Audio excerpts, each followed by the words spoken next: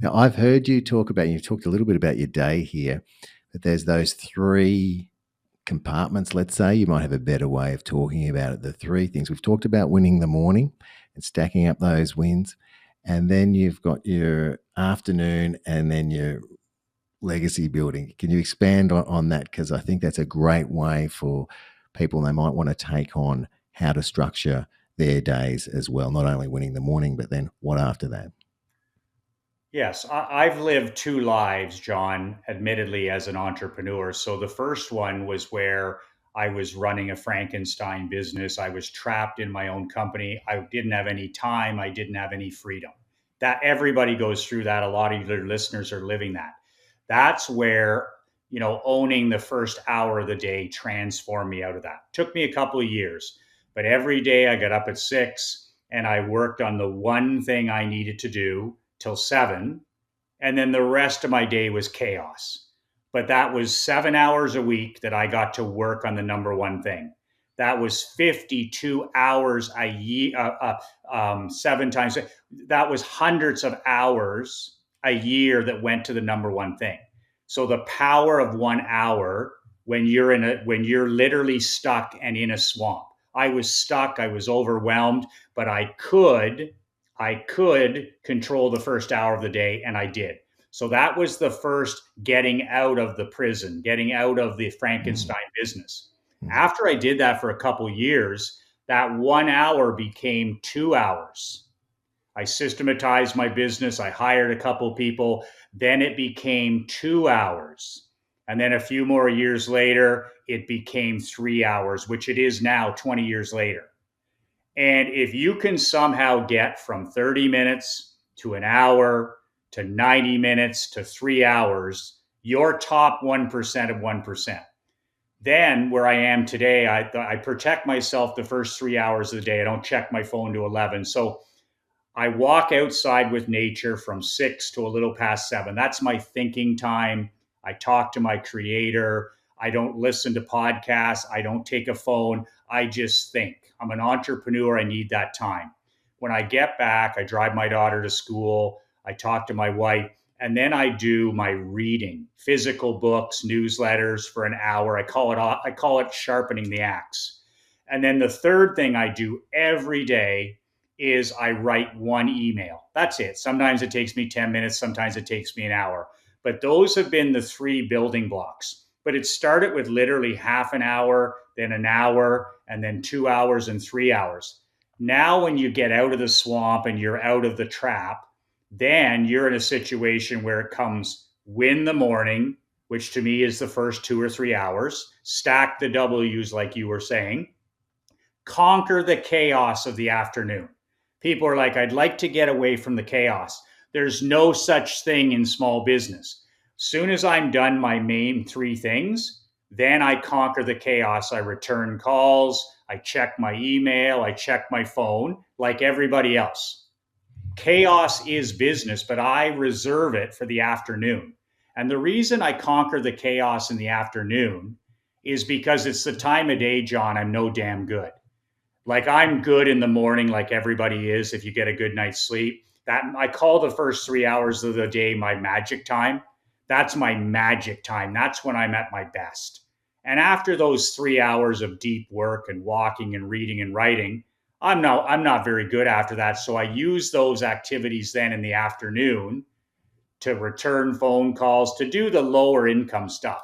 And then anytime by 3 o'clock or 4 o'clock, that's it. I give myself a finish time by picking up my daughter at school. And then after that, it's called legacy building time, which is 4 o'clock, 5 o'clock on, where that's family time, where we have dinner together, we talk about the day, there's no technology, and that's where you build your legacy with the people that matter the most. But once again, simplicity. There's no small business owner on this call that can't discipline themselves to win the morning, to conquer the chaos of the afternoon, and build your legacy at night. Who the hell are you talking to after 6 o'clock at night on your phone? You're talking to your drinking buddy. You're talking to your fucko friend. You're not doing anything productive. So I'm not fooled by that stuff. I put my phone away at 6 p.m. and I don't touch it till the next day at 11. because, you can make all the money you want and you can win all the awards you want, but there's no overcoming failure in the home. That's your marriage, that's your relationship with your kids. Win the morning, conquer the chaos of the afternoon, and build the only legacy that'll matter in the evenings. What do you think they're going to say at your funeral? You think you're going to say that you were such a great small business owner? They might not even mention your business, but they will discuss what kind of a father you were, what kind of a husband you were, what kind of a community leader you were. And that's where you build that legacy in the evening. That's beautiful. That self awareness that you have and that structure, it's really motivating and empowering. And another thing from your book that I've seen is you're gradually building top 1% badass, we say badass, we say badass world that you never need to escape from. That's the interesting part at the end, that you never need to escape from, because people saying I've got to go on holiday or vacation because I'm stressed, or I'm busy at work, or I'm not this and that, because they need an escape. But if you're building a world that you don't need to escape from, then you're living life every day doing what you love and making a difference. A man or a woman on a mission is not looking to, lie on a beach. There's nothing wrong with vacations. There's nothing wrong with holidays, but you haven't built a world you're trying to escape from. I mean, that's where alcohol, drugs, pornography, all this stuff comes in, is you're not on a mission. A man or a woman who's on a mission, they can't wait to get up the next day. They can't wait to get at it again. And for me, that goes back to what you were saying about the work has to be the win. If the work isn't the win, you got to find something you're obsessed with. It doesn't mean everything goes perfectly, but when I'm on vacation or we're traveling, I still get up and walk. I still get up and write one email, and I still get up and read. My wife doesn't care. My kid doesn't care, because I'm done by 2 hours into the morning. So that leaves me 22 hours. But I get to work on my mission if it's Christmas Day or Thanksgiving Day. And people are confused by it, right? The civilians are confused by it. Why would you ever want? That's because they hate their life, they hate their job. For guys like us, we're living our mission. The work is the win. And I don't want to break from the mission. And it doesn't mean I have more free time than anybody I know, but when I work, and when I don't work, I don't work. And I always say there's a litmus test now, John, in 2025. If I have a guy come up to me and he goes, I'm busy or I'm swamped, and I just laugh and I say, you know what? You need to get your act together, because the most successful high performance people are never busy and they're never swamped, because they're working on the high frequency things. They're focusing on the mission, and they're focusing on the one or two or three things they do. And when somebody says to me, well, I work 12 hours a day, I said, if it was deep work, you couldn't even last an hour. If you had to sit and write an email, you'd be done after an hour. So I'm not fooled by activity. I'm an achievement guy. But man, oh man, whatever business you go into, and I've been into all of them, the first thing you should say when you walk in the door is, I'm going to build this. I'm going to build this my way. And almost every entrepreneur builds their life around their business. I do it the opposite. Every decision I make, vitamin N, is building the business around my life. Beautiful, beautiful. Now, you're known as the merchant of truth. You do have a no BS approach. Were you always like that, or did you find that just worked for you, or you just became, I haven't got time to BS around. I just got to get straight to the point and direct, like that advice you were giving that gentleman that you just spoke about? You learn that there's three types of people in terms of business and in your life. Mediocre people, whether they're employees or they're athletes, they want to be left alone. They don't want to read. They don't want to be coached. They don't want to, listen to podcasts. Then the above average, they want to be coached a little bit. Then the third level is high performance people. They want to be told the truth. That's it. My best hockey players, my top one percenters, all they cared about, John, coach, tell me the truth. Same thing with my top producers in business. Coach, just tell me, Michael, just tell me the truth. My best friends and allies and foxhole friends, just tell me the truth.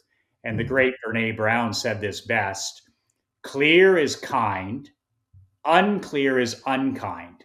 And when I heard that on her podcast a few years ago, it struck me as we live in a world where people think they're kind. They think that they're bleeding hearts, but they're patronizing people. When you don't tell a person the truth, whether it's your wife, your kids, your employees, you're crippling that person. In other words, you're dishonoring them. You're not honoring them. But when you say and you be candid with a person and you tell them the truth, 99.9% of people will respect you for it, especially high performance people. They want to be told the truth. So if you want to fill your life with high performance people, you need to be a truth teller. But my grandfather always said it. He said, son, he says, a lie makes a problem a part of the future. He says the truth makes it part of the past. And I've always remembered that because, we get in these situations where we don't want to be candid. It's hard to tell people.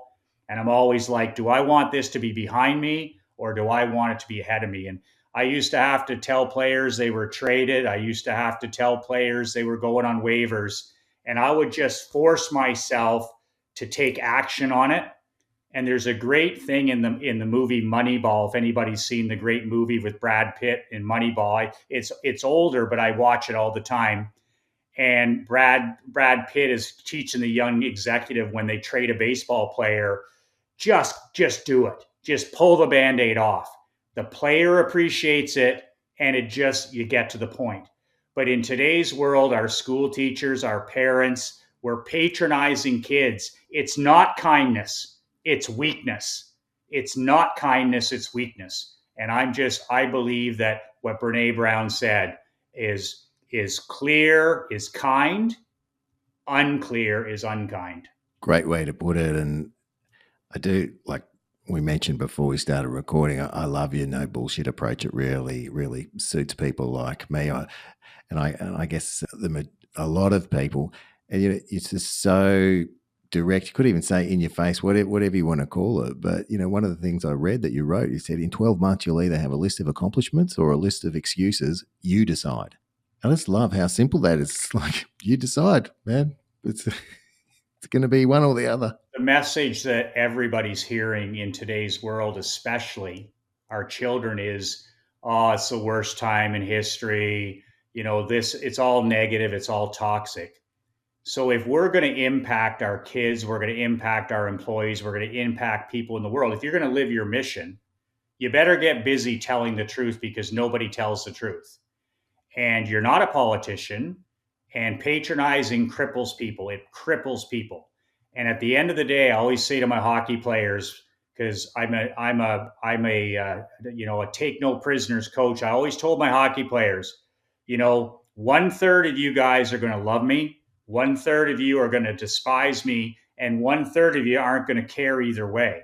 But at the end of the day, you're going to be able to say, this guy's all in. You may not love me on a Monday. You may hate me on a Thursday as your coach, but you will never, ever, ever say this guy isn't all in.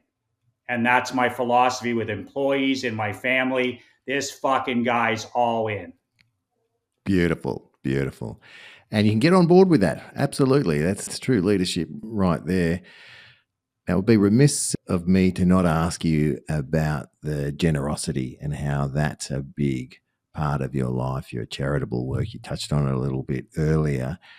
Now, entrepreneurs especially can get so caught up in making money and their bank account, they forget to give back.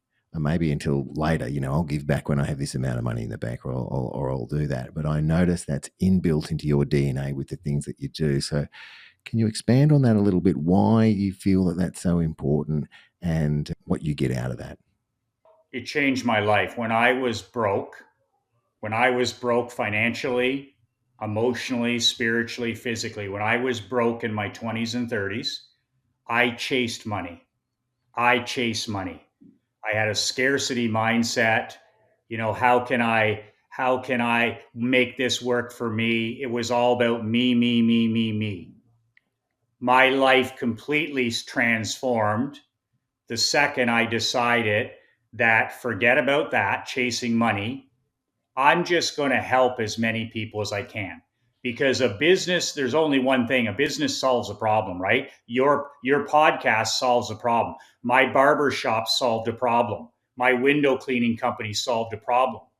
And then when we say to ourselves, okay, the work is going to be the win. I don't care if I make the big money ever. I don't care if I have the big car, but I'm going to focus on serving other people. And it's going to become about abundance. It's going to become about serving other people, attitude of gratitude. All of a sudden, John, the money started to pour in. The good fortune used to pour in. All of a sudden, I was a magnet for opportunity and abundance. So when I was dead broke in all those areas in my life, it was all about me. The second it became about other people, everything transpired, not just my bank account, my health, my mental health, my spiritual health, my emotional health. I'm at the point right now at age 56. If I'm not helping people, I'm not happy. And I mean that. If I'm not helping people, I'm not happy. We had a couple of days off here at Christmas with the family, which is terrific. But it really got to me after 3 days because it wasn't about selling. It was about over the last 2 to 3 days of Christmas break, I wasn't doing my normal service to other people and I was low frequency energy. My wife said to me, you need to get back, on your mission. So I'm not happy if I'm not helping people, and I'm not healthy if I'm not helping people. But if you want to be wealthy, you want to be healthy, and you want to be all those things, just serve people and connect it to your mission. The size of the hole you receive through is the size of the hole you give through. Oh, nice. Nice. I haven't heard it put that way before. I've heard it put help as many people get what they want and you'll get what you want and things like that. But the size of the whole receiving and giving, haven't heard it. Love it. Love it. I know the next book people should read, and that's your book, 5 Ways to Unfuck Your Life from brassballsecrets.com. But what's the second next book you would recommend that people read right now?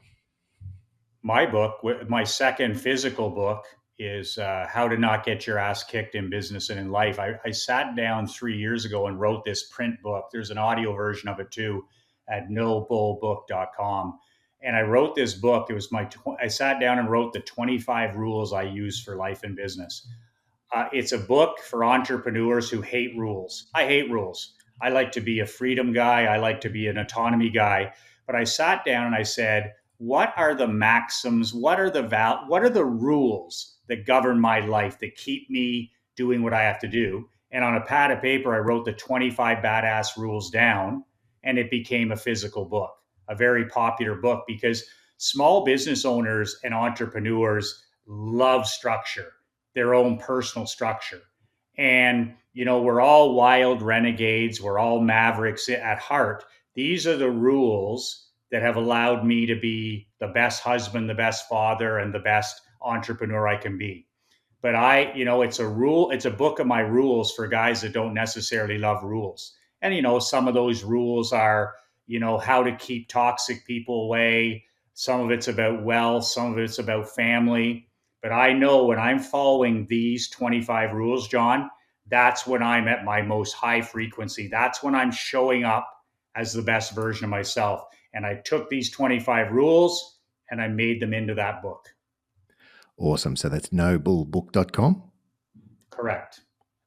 We'll head to there and we'll get that book. I'll be getting myself a copy of that book as well for sure. That'll be the next one that I read, as I enjoyed your 5 ways to I twinge every time I say unfuck your life, but I've had feedback on the podcast of people going, John, we love it when you swear. So there you go. You can swear every time we say the title of that book. What's one thing that people might be surprised to learn about you? Most people, they think that, guys like me or gals, like hard driving entrepreneurs, they think that people don't like to be part of the mission. They think employees don't have a good time, or they think your athletes don't like you. And it's amazing that most people are just starving, John, for leadership. In 2025, and you know this better than anybody, people are just walking around with their umbilical cord in their hand looking for a place to plug it in. Nobody's thinking, nobody's leading. And I'm a big guy on example. More is caught than taught. My wife and I, this is how we raise our daughter. More is caught than taught. Save the sermon, save the preaching, save all that stuff. Live your life in a way that's contagious to other people. But that's a really big thing, is that the people that work for me had their best 15 years. The players that played for me had their best 4 years. I had parents come up to me when I recruited a hockey player. They're 16 years old, so mom and dad are involved. And I'd always say to them, before you make a decision to come and play for me, make sure it's a 40-year decision, not a 4-year decision. Other coaches were saying, come and play for 4 years. 40-year decision. Because I'm going to tell you right now, I'm going to give your son back to you in 4 years, and he's going to be a different person. He's going to be a completely different young man. And, community service was part of our program. Entrepreneurship was part of my hockey program. And I asked one of my top players the other day, I said, when I talked to you young men for 4 years, what percentage was about the sport, about hockey? He said about 25%. I said, what did I talk about the other 75? He said, Coach, what we loved, how to live a prosperous and useful life, how to become somebody who's a great husband, a great father, maybe an entrepreneur. But he said, you were next to my father. He said, you were that pillar that I needed at that time. So I think that the world needs structure more than ever. We need more leaders, John. We need more guys like you. We don't have it. People are afraid to step up. But when people who've worked for me, that most of them say those were the best years of my life, but an outsider who's never been part of it says, oh, I would never want to be part of that. That seems hard. That seems difficult.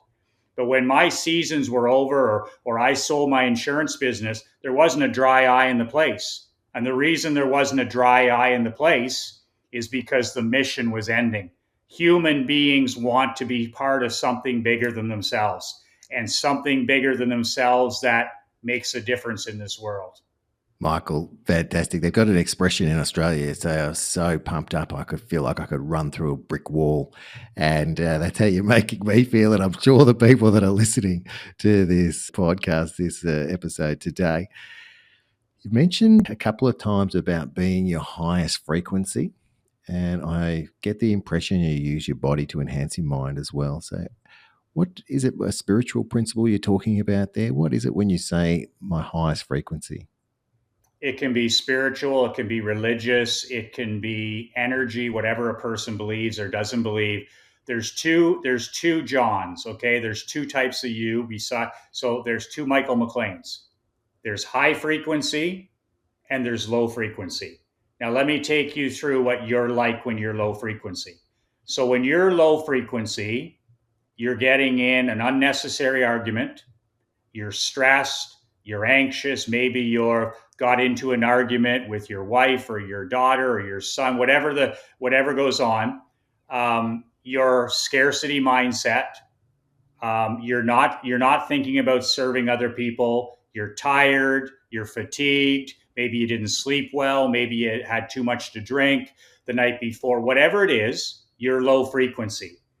And that's the vibration you put out into the world. That's the vibration that's coming off you. If I'm talking to you, I can feel that you're low frequency today. And it's all controllable, by the way. So what I teach my guys and my athletes is life is not a window. Life is a mirror. Nobody gets that. Whatever frequency you put out there, whether it's kindness, whether it's scarcity, whatever it is, it reflects right back. So when you are in a low frequency, what I just said, all those low frequency things, scarcity, negativity, arguments, you're probably on your phone, you're probably on social media, you're in a bad headspace. Guess what you're going to attract more of, because life is a mirror. The thing is, as soon as you see yourself behaving and thinking like this, literally you can change in an instant to high frequency. Body language, your breathing, drinking some water, just taking a breath, going for a walk. And that's the thing I've learned in the last few years is I can go from low frequency, which is my worst state, immediately to high frequency. And a man or a woman can do this by stopping at the door at home at the end of the day and taking 3 deep breaths and closing your eyes and then going in to see your wife and your children as a high frequency person. Before a big meeting, you can stop and you can breathe. You can close your eyes, check your body language, check the smile on your face, and then boom, go in your high frequency. So again, this is all the controllable stuff. But if bad fortune is coming your way, if you're having a bad morning or things aren't going your way, you're a 100% accountable because life is a mirror. You're sending that out. You're sending that out, and that can be corrected. So you don't have to have a bad day. You can have a bad 15 minutes, and then you can change your breathing, your mindset, and become high frequency. But whenever I'm not showing up the way I should be, I just have to check my frequency and smarten up and change a few things, and then you're back as a high frequency person. And like I said, life is a mirror. It's not a window. And there's a great quote that I love. Be the source of what you seek. Be the source of what you seek. If you want more kindness in your life, be more kind to people. The people that pour your coffee, hold the door, give somebody a compliment, smile at a stranger. You want more wealth, be the source of what you seek. You want more, whatever it is you want, be the source of what you seek. If you put it out there, it's going to reflect back. Thank you for explaining that. That makes a lot of sense. That self-awareness, all the lessons and the gold that you just gave us. My final question to you today is, we have a playlist that we use on the show. It's called Merkus Motivation. And every guest on the show gets to choose a song that really pumps them up and fires them up and inspires them. And then I put it on a playlist, on a Spotify playlist called Merkus Motivation. And our listeners can access that whenever they want to feel that way and use music to inspire them. And I also listen to it for that reason, but also it really gives me fond memories of the guests that have been on the show. So it serves multiple purposes. And I was just wondering, is there a particular song that you might put on if you want to pump yourself up or get motivated and things like that? Van Halen right now. Van Halen right now. Van Halen right now. I love a bit of Van Halen. You have to listen to as a small business owner to get to the gym, or eat the right foods, or get writing an email. Van Halen right now. That's one of the few songs that I listen to consistently, and if it comes on in the truck, I'm just like, right now. It's all about right now. There's a great saying, well done is better than well said. Well done is better than well said. And that's what that song reminds me to do. The best time to get started was a year ago. The second best time is today. Get it in gear, get some motion, get some high frequency, and away you go. But Right Now by Van Halen. Thank you, Michael. That's going on the list today, and I'll be listening to that straight after this recording because I love Van Halen. Michael McLean, I've said it right the second time. So in Australia, would say McLean. You're probably going, what the hell?